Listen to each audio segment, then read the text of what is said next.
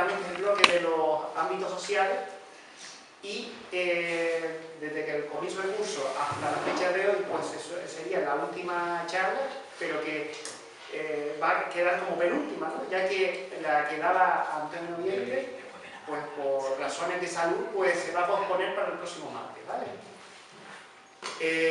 Hoy en concreto, pues la que va a darle presentación, ¿no?, a nuestro ponente, nuestra compañera, ¿no?, de aquí de la escuela, María Jesús. Y lo que sí también vamos a recordarles un poco la trayectoria de lo que hemos dado, ¿no? Ya tú después das la explicación, ¿no? Comenzamos con la primera ponencia, que si recordarán, los que estuvieron presentes, pues fue la familia y la sociedad actual, valores estructurales y retos, dado por Pedro Bolaño y María fue la de qué sociedad. Bueno, qué sociedad, sí, esa fue la del acto inaugural, correcto. Veo que tenemos gente que está pendiente, eso también lo tenía un poco para ver si caímos. Después tuvimos el 28 de noviembre, pues Aniano, que nos dio la Juventud Canaria hoy, sus valores, problemas y referentes, ¿no? Que fue bastante activada, ¿no? Hubo bastante participación, fue muy participativa. Sí. La que nos queda, que es la que tendremos el próximo martes con Antonio Veinte, es cómo está organizado el mercado, bueno, cómo está organizado, mejor dicho, el mercado de las clases sociales a partir de la crisis. Y después, pues, en plenas fechas navideñas, ¿no?, un especial que tuvimos de la Navidad, qué fue y qué es, ¿no?, dado también por dos compañeras, ¿no?, de aquí de la escuela. Y hoy, pues, ya Jesús explicar un poco cuál es el reto, y lo que sí algo quería recordarles, ¿no?, que lo que siempre hacemos, pues, no solo es dar la charla y explicar lo que está sucediendo, sino también vamos con la filosofía que tiene un poco la escuela, es ver de esas realidades qué alternativas podemos dar, ¿no? Una visión, pues, que sea esperanzadora, ¿no?, que no quede solo en esto es así y punto, sino que dar un pasito que nos ayude, pues, en los próximos bloques, pues, a un compromiso, ¿no? Pues nada más, ya me dejas la palabra. No hace falta, creo, ¿no? Somos pocos y además creo que se oye bien, ¿no? Bueno, pues nada, buenas noches a todos y feliz año nuevo. Estamos de nuevo en la lucha, ¿no? A ver, una cosita antes de presentar a Antonio. Esta charla es también un poco homenaje a Policarpo, porque hace 2 años que Policarpo murió. Ah, eso no me lo habían dicho. Pero acabas de sugerir. Entonces, y bueno, el jueves a las 7:30 va a haber una misa, aniversario, en la parroquia de la Vega de San José, ¿vale? Para que lo sepan, por si quieren ir. Bueno, yo presentar a Antonio para mí es un auténtico honor, porque es un hombre bueno, comprometido y que está bregando en esta sociedad porque esta sociedad sea un poco mejor de lo que es, ¿no?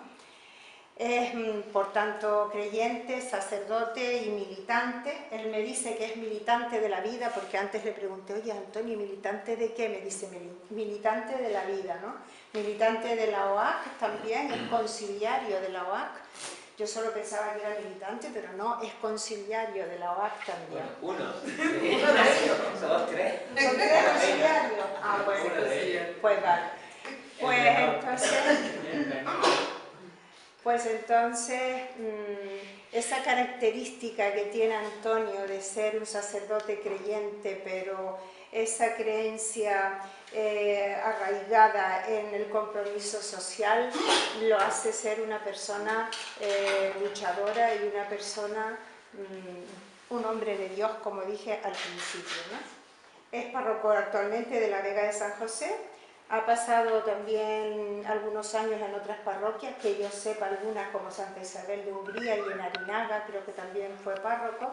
Allí dejó en marcha un grupo de trabajo por una acción con países del tercer mundo.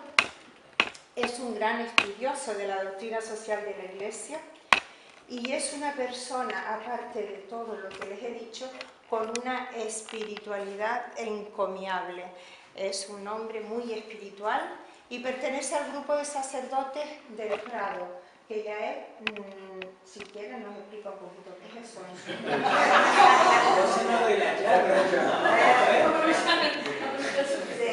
Bueno, por tanto es una persona muy sensible a todos los problemas humanos, ¿no? Y con una especial atención a los necesitados. Tiene una gran empatía con todas aquellas personas que sufren y que necesitan, ¿no? Y ahí está él para siempre echar una mano si puede. Actualmente además es capellán del CIE, del Centro de Internamiento de Extranjeros, ¿no?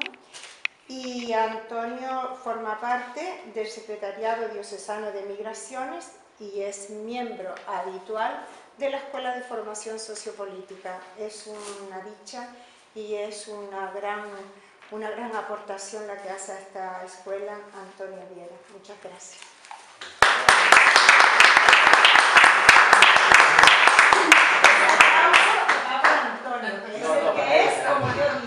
Muchas gracias, María Jesús, pero yo creo que lo que has dicho es más fruto del cariño que nos tenemos que de la realidad. No.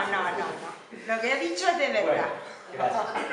El título de la charla que me ha tocado se titula Retos que plantean los ámbitos sociales a la luz de la doctrina social de la Iglesia. De entrada, preguntarnos por los retos en el campo de lo social es hacer frente a una lista enorme, imposible de abordar aquí. Si no, podemos hacer ahora mismo la prueba y preguntarnos, les lanzo la pregunta, ¿qué retos consideran que están ahora mismo en el ámbito de la sociedad y de los movimientos sociales? Simplemente ponerles nombre, decirlo, enumerarlo, sin más explicación. ¿Nos atrevemos? ¿Qué retos están ahora mismo en el ámbito de la sociedad, de nuestra sociedad? ¿Qué retos tenemos planteados como sociedad, como humanidad?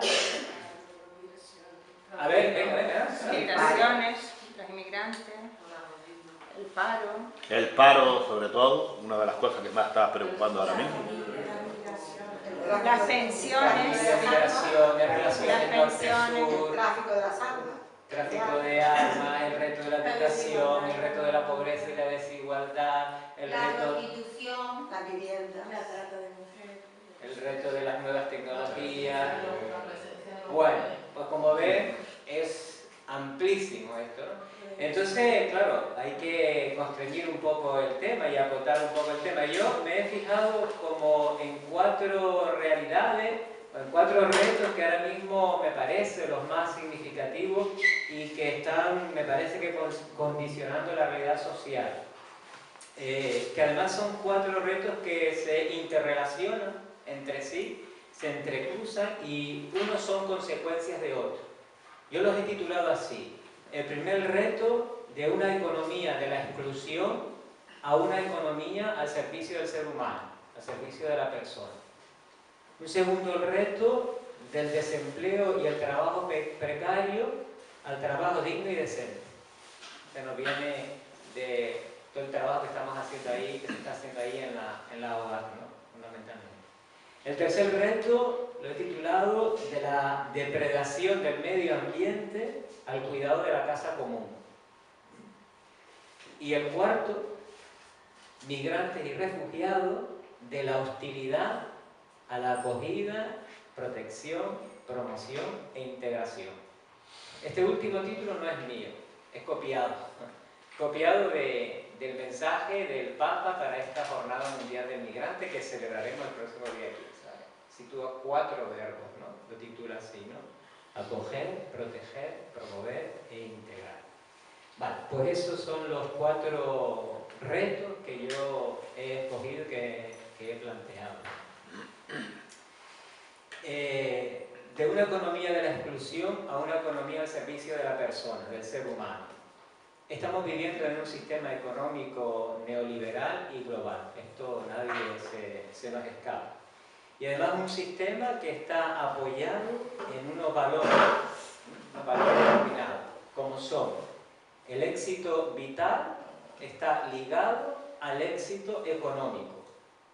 Una manera de entender el éxito con un componente materialista que está estrechamente ligado a la posesión de bienes y de títulos, y son estos bienes materiales los que posibilitan disponer de otros bienes más intangible como un cierto estatus, un cierto nivel social, una cierta identidad o una determinada pertenencia a un grupo social. Me parece que sería interesantísimo eso, no perdernos la charla que nos va a ofrecer Antonio Vieite el próximo día.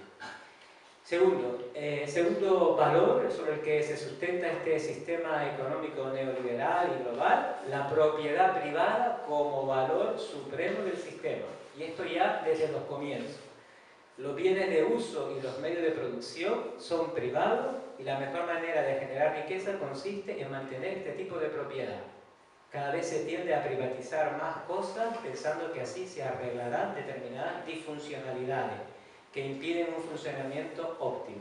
Todo lo que es comunal o todo lo que hable de colectivo, de común dentro de este sistema no tiene cabida, no tiene ninguna consideración.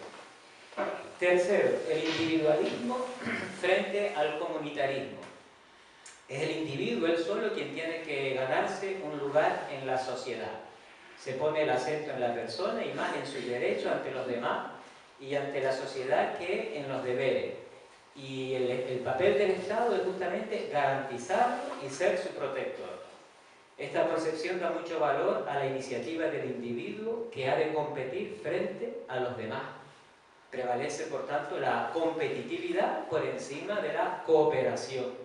Y si esta cooperación se da, es solo para reforzar la competitividad de mi empresa, de mis ideas, contra otra empresa, contra otras ideas, ¿no? Podríamos poner muchísimos ejemplos de esta realidad, ¿no? También desde el sistema educativo se refuerzan a veces estos valores, aunque a veces se justifican o se disfrazan apelando a palabras tales como personalización, creatividad o iniciativa, palabras que en teoría tendrían que incluir también la dimensión social y cooperativa.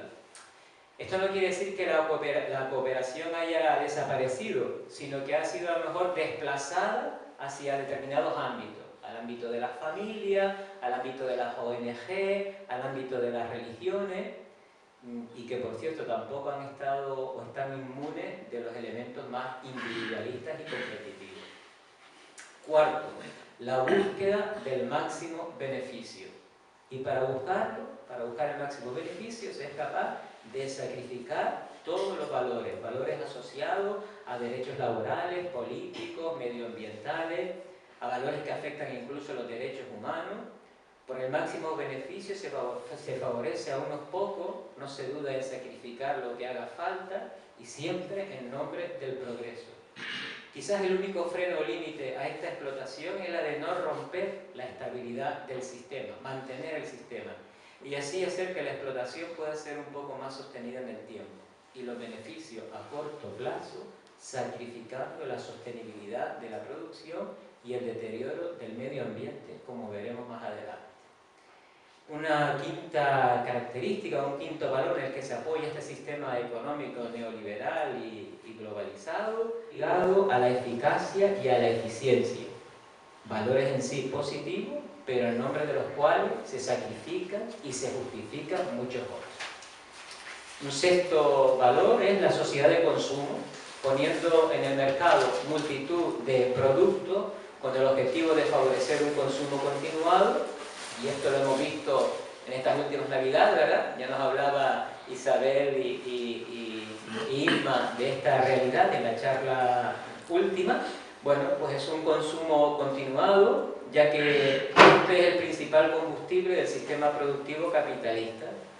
Muchos de estos productos pues, son de dudosa calidad, están destinados a durar poco, tienen fecha de caducidad y a ser sustituidos pronto por otros de más prestaciones. Todo este sistema demanda un consumo excesivo de energía, malbarata los recursos naturales y genera muchísimos residuos. En síntesis, la economía relega los criterios éticos para regirse exclusivamente por criterios de pura rentabilidad. Estamos asistiendo a una mercantilización de la sociedad y de la persona humana. La persona vale en la medida en que es útil al interés económico, lo que el Papa llama la economía del descarte.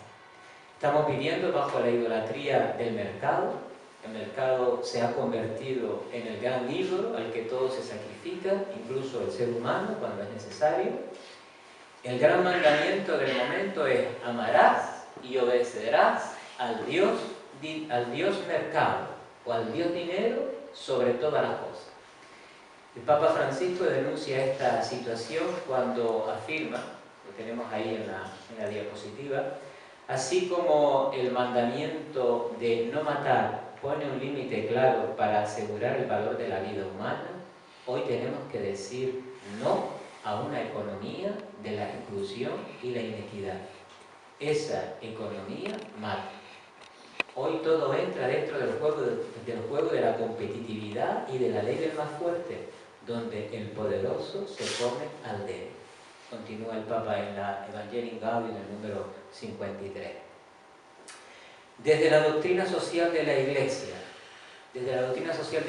tenemos que afirmar que no puede haber una economía auténticamente humana sin que esté también éticamente orientada.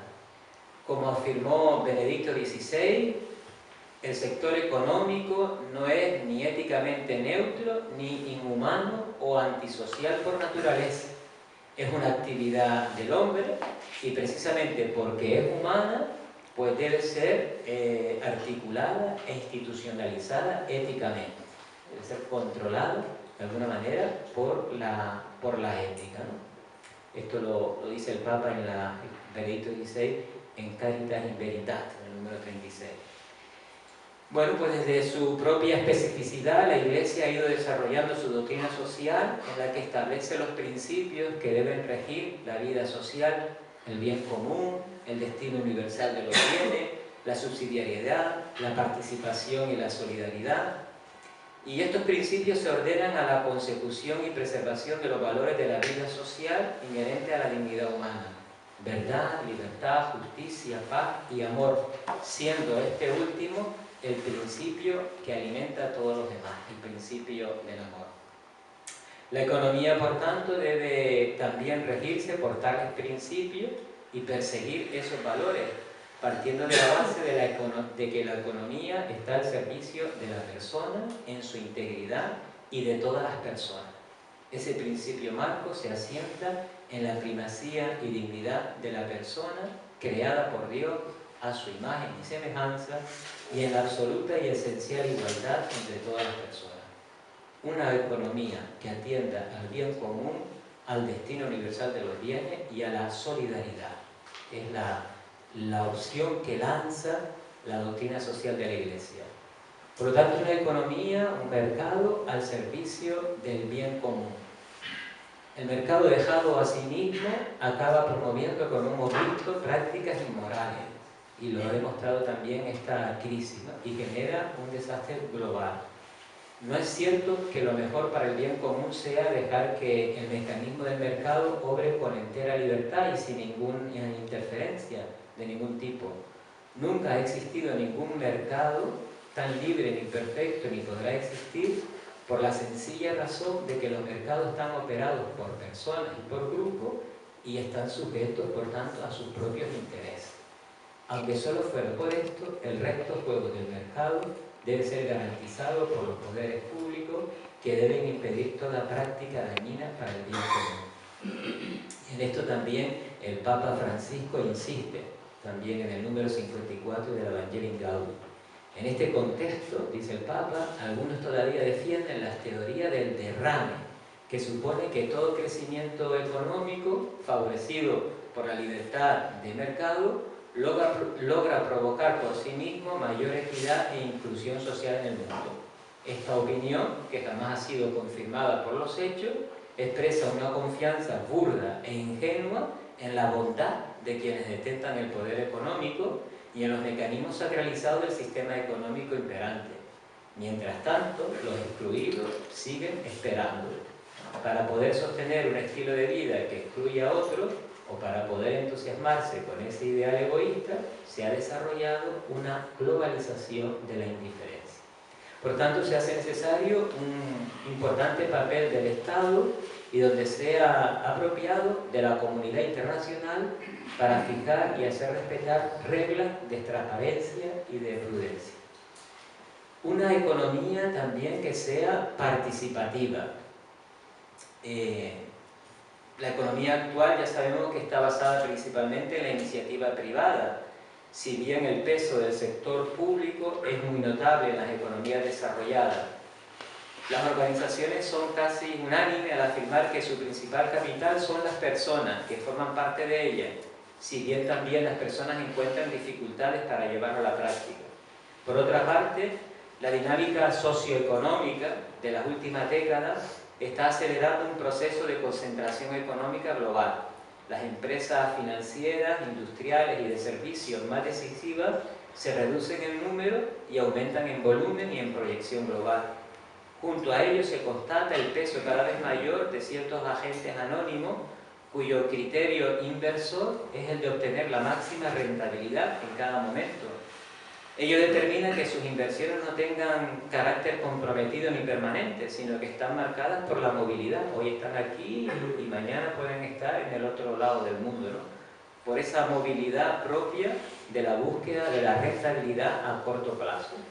Y esto, por ejemplo, tiene que ver con nuestra vida. Por ejemplo, los fondos de pensiones, ¿no?, que gestionan pues, los ahorros de mucha gente trabajadora con vista a asegurar su pensión de jubilación o el complemento de la misma, son uno de esos agentes, ¿no? Bien. La presión de los beneficios a corto plazo, especialmente en el campo financiero, ha sido una de las causas más evidentes del desencadenamiento de la crisis. Por ello se hacen necesarias nuevas formas de gestionar responsablemente las inversiones, tales como fondos éticos o banca ética, que a pesar de su escasa importancia, señalan un nuevo camino a seguir. La economía, dice Benedicto XVI, tiene necesidad de la ética para su correcto funcionamiento. No de una ética cualquiera, sino de una ética amiga de la persona. Ciertamente nuestra economía no puede calificarse de participativa por las razones que hemos apuntado, el peso cada vez más importante de poderosos agentes financieros anónimos, su progresiva concentración y globalización y las dificultades para que las personas jueguen el papel que les corresponde. Estos problemas son especialmente preocupantes porque derivan de la raíz misma de la concepción, fines y modo de funcionamiento de nuestro sistema económico. La doctrina social pone a la persona en el centro de la actividad económica, lo que significa mucho más que un reparto equitativo de la riqueza. El problema de fondo estriba en que el éxito de la actividad económica se mide en términos de rendimiento económico o beneficio y por tanto su búsqueda lleva naturalmente a convertir a las personas empleadas en factores de producción al servicio de dicho éxito.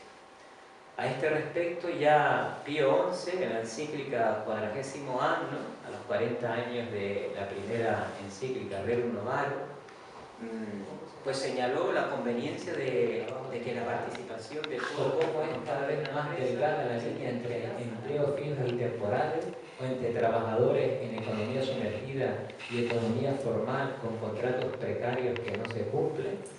En definitiva, para muchos trabajadores esto supone una vida laboral también fragmentada y por lo tanto también una fragmentación de su vida. En tercer lugar, un creciente también empobrecimiento y vulnerabilidad del mundo obrero. La flexibilidad laboral y del trabajo precario es que se puede tener empleo y no salir de la pobreza, no salir de los umbrales de la pobreza. El trabajo asalariado ha dejado de ser fuente de seguridad del futuro. Ante el desempleo y el empleo precario, el salario está dejando de ser para muchas familias el eje que posibilita la renta necesaria para cubrir su necesidad de básica. Cada vez se incrementa el número de trabajadores pobres.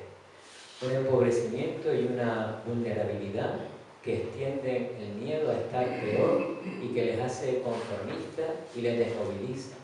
Este empobrecimiento y vulnerabilidad lo sufren de manera más intensa algunos sectores del mundo obrero como son los inmigrantes, los jóvenes, las mujeres, desempleados de edad avanzada, así como pensionistas y jubilados cuyas pensiones los condenan a la pobreza. Por otro lado, se ha dado también la negación práctica del derecho al trabajo, Ya el trabajo no parece que sea un derecho, sino que es como a uno que le ha tocado la lotería, ¿verdad? Y así la sociedad y los poderes públicos han claudicado en su función de garantizar el acceso al empleo para todas las personas. Bajo el concepto de la empleabilidad y la emprendeduría, el trabajador es el único responsable de encontrar trabajo y o buscar una actividad económica. Los trabajadores pasan de ser víctimas del desempleo a ser los responsables de esa situación. Por otro lado, la desprotección social de los trabajadores para forzar su adaptación a las nuevas formas de empleo. La lógica de la flexibilidad como respuesta al desempleo va acompañada del discurso de la necesidad de disminuir el grado de protección social a los trabajadores, porque según este planteamiento, trabajadores demasiado protegidos pues no quieren trabajar en las condiciones que ofrece el mercado. La menor protección social es un incentivo para el empleo. Realmente esta lógica es un mecanismo que obliga a los trabajadores a plegarse ante formas de empleo que suponen mayor explotación de las personas. Por otro lado, se culpabiliza a los empobrecidos, culpabilización de los empobrecidos. El discurso neoliberal, los excluidos son responsables de su propia situación, no se adaptan a la realidad existente y no se esfuerzan suficientemente por salir de su situación. Los desempleados y los que tienen peores trabajos es porque no se han sabido adaptar a lo que les pide el mercado de trabajo. En el modelo social actual, estos trabajadores excluidos del mercado de trabajo son vistos como sobrantes. Y como dice el Papa, hemos dado inicio a la cultura del descarte. Los excluidos no son explotados, sino desechos, sobrantes. Como conclusión podemos afirmar que la manera de comprender el trabajo, de organizarlo y la forma en que se está configurando la vida de los trabajadores son un retroceso en la humanización del trabajo y una vuelta a una mercantilización e instrumentalización del trabajo y por lo tanto también de las personas. Toda persona tiene su capacidad intrínseca de trabajo, así como su vida social, que están siendo sacrificadas al servicio de la obtención del máximo lucro individual. Desde la doctrina social de la Iglesia, el Papa nos dice lo siguiente. El Papa, en una audiencia a los empleados directivos de la fábrica de acero de Terni, dice: es necesario reafirmar que el trabajo es una realidad esencial para la sociedad, para la familia y para los individuos, y que su principal valor es el bien de la persona humana, ya que la realiza como tal, con sus actitudes y sus capacidades intelectuales, creativas y manuales. De esto se deriva que el trabajo no tenga solo un fin económico y de beneficio, sino ante todo un fin que atañe al hombre y a su dignidad. Y si no hay trabajo, esa dignidad está herida. Cualquier persona sin empleo o subempleada corre de hecho el peligro de que la situación al margen de la sociedad, de que la sitúen al margen de la sociedad y de convertirse así en una víctima de la exclusión. ¿Qué podemos decir frente al gravísimo problema del paro que afecta a tantos países europeos? Es la consecuencia de un sistema económico que ya no es capaz de crear puestos de trabajo, porque ha colocado en el centro a un ídolo llamado dinero. Por lo tanto, los diversos sujetos políticos, sociales y económicos están llamados a promover un enfoque diferente basado en la justicia y la solidaridad para garantizar a cada uno la posibilidad de desempeñar un trabajo digno. El trabajo es un bien de todos que debe estar al alcance de todos. Hay que abordar esta fase de grave dificultad y de desempleo con las herramientas de la creatividad y la solidaridad.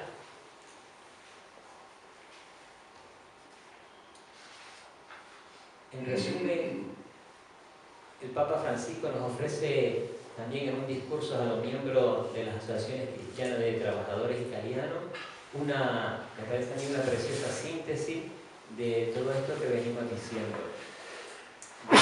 Dice el Papa: ante esta cultura del descarte,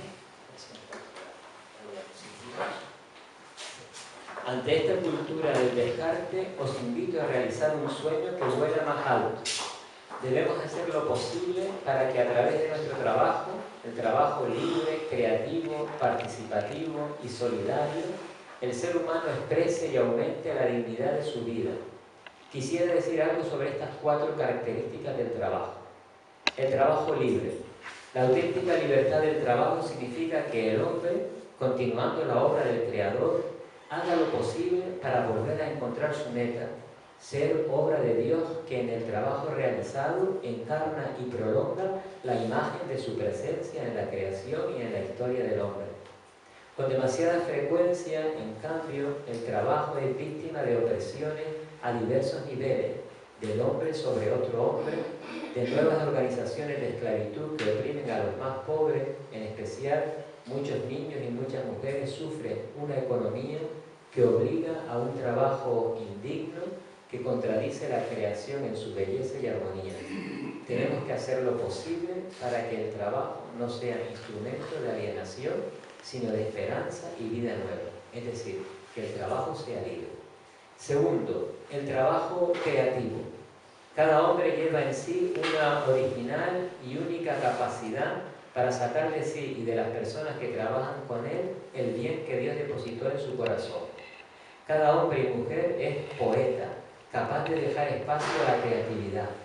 Poeta quiere decir esto, pero eso se puede dar cuando se permite al hombre expresar en libertad y creatividad alguna forma de empresa, de trabajo en colaboración realizado en comunidad, que permita a él y a otras personas un pleno desarrollo económico y social.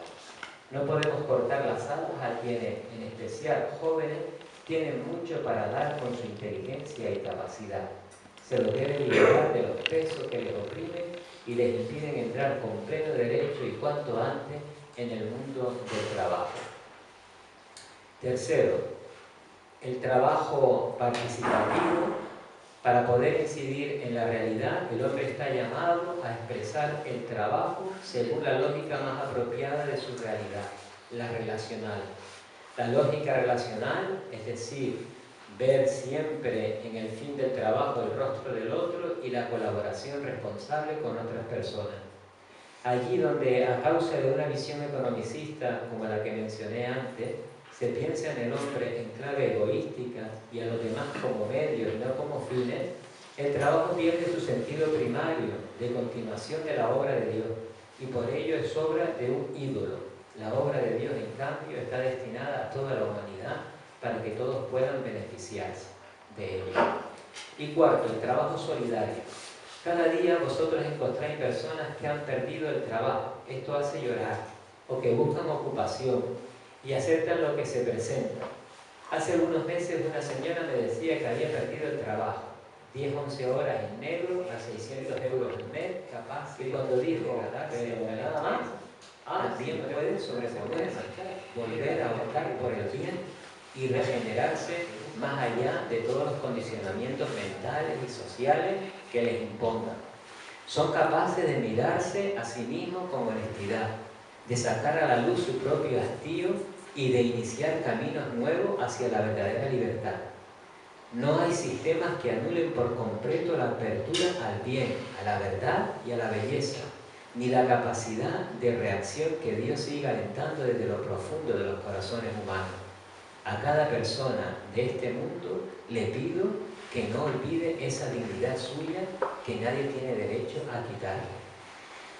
Un cambio en los estilos de vida podría llegar a ejercer una sana presión sobre los que tienen poder político, económico y social. La Carta de la Tierra, junio del 2012, nos invitaba a todos a dejar atrás una etapa de autodestrucción y a comenzar de nuevo, pero todavía no hemos desarrollado una conciencia universal que lo haga posible. Por eso me atrevo a proponer nuevamente aquel precioso desafío. Como nunca antes en la historia, el destino común nos hace un llamado a buscar un nuevo comienzo. Que el nuestro sea un tiempo que se recuerde por el despertar de una nueva reverencia ante la vida, por la firme resolución de alcanzar la sostenibilidad, por el aceleramiento de la lucha por la justicia y la paz y por la alegre celebración de la vida. Sin duda, esperanzadora estas palabras del Papa. No está todo perdido. Es posible reconstruir, es posible todavía recuperar, ¿verdad? este mundo, ¿no? Y el cuarto reto, migrantes y refugiados, de la hostilidad a la acogida, protección, promoción e integración. En primer lugar, la primera constatación, lo primero que tenemos que decir es que las migraciones no son un fenómeno nuevo, sino que es un fenómeno constante en la historia de la humanidad y una oportunidad. La migración o el refugio no es algo nuevo. Las personas desde los albores de la humanidad siempre han estado en movimiento. Éramos nómadas, las comunidades enteras se trasladaban de un lugar a otro en busca de comida hasta que se inventó la agricultura y surgieron los primeros asentamientos. Sin embargo, este cambio en el modo de vida no significó que nos dejásemos de mover. No hemos dejado de ser nómadas a pesar del aumento y la complejidad de los enclaves urbanos. La historia nos recuerda la realidad de la movilidad humana. En Europa, durante el siglo XIX, alrededor de 1 millón de personas cada año abandonaban el continente en una migración transoceánica. Brasil, Chile, Uruguay, Cuba. Nosotros los canarios somos testigos recientes de esta realidad, ¿no? La realidad de las migraciones y la movilidad humana hoy. Ahí tenemos algunas cifras que se nos ofrecen, la verdad que son realmente alarmantes, sin precedentes, ¿no? Más de 740 millones de desplazados internos, casi 4 veces la cifra de los desplazados fuera de su país, 214 millones. Más de 4 millones de personas sirias refugiadas, el 95% están en los países próximos, Turquía, Líbano, Jordania, etc. Aproximadamente el 86% de los desplazados en el mundo están en países empobrecidos y no en el norte rico. Es la migración sur-sur la que predomina. El 50% de las personas migrantes son mujeres y muchas viajan con sus hijos. En 2017 el número de personas desplazadas por la guerra supera los 70 millones. Más de 400.000 personas contabilizadas han muerto en su intento de llegar a Europa, y fundamentalmente en el estrecho. El estrecho se ha convertido, el Mediterráneo se ha convertido en un gran cementerio. Casi la mitad de los desplazados son niños, muchos de ellos son menores no acompañados, los MENA que llamamos. Más de 10.000 niños refugiados han desaparecido al rebasar las fronteras europeas sin dejar ningún rastro.